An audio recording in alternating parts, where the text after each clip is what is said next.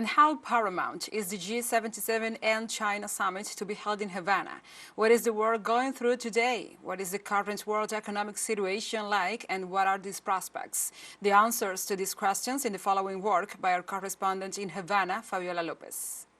In the voice of one of Cuba's most prominent figures on economic matters, José Luis Rodríguez, the world is on the verge of an outbreak of the crisis the planet is experiencing today. Price hikes due to product shortage, broken trade links, the paralysis of 30% of the world's wheat supply due to the conflict between Russia and Ukraine, the forecast of barely 2.4% of growth of the world economy, and the debts of the underdeveloped world exceeding $9 trillion are only some of the features of the dire economic situation that humanity is experiencing. In the next 5 years, growth will not exceed 3%, and this logically implies, in a different way in the world, falls in production, increase in social issues. There are very serious problems with migration in the world today, which is a factor that has gained enormous strength, especially since the pandemic. In other words, factors that worsen an already existing crisis. And given this situation, certain measures must be adopted, which is why the summit is so important. At the recently concluded 15th Summit of the BRICS, the Cuban president warned that the Group of 77 and China have a responsibility to advocate for a change in the current order. It is not an option, said the Cuban leader, it is the only alternative.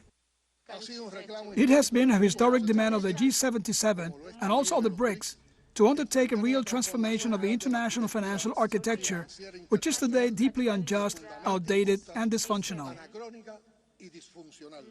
23 years ago, at the South Summit held in Havana, the historic leader of the Cuban Revolution warned about the challenges of that time, which have now worsened.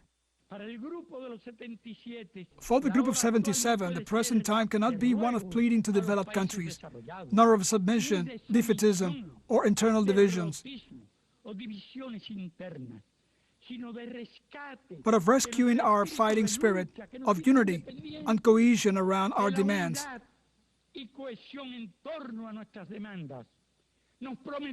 We were promised 50 years ago that one day there would be no gap between developed and underdeveloped countries. We were promised bread and justice.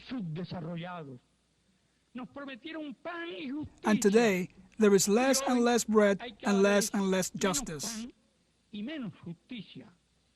However, in the face of such challenges in today's world, in the opinion of the expert José Luis Rodríguez, there are solutions, but he warns that solutions can only be found when there is unity. Unity, he explains, can create the capacity to mobilize resources politically, socially, and economically to find alternatives.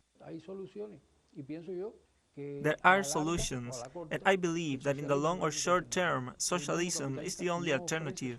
The capitalist world does not offer solutions.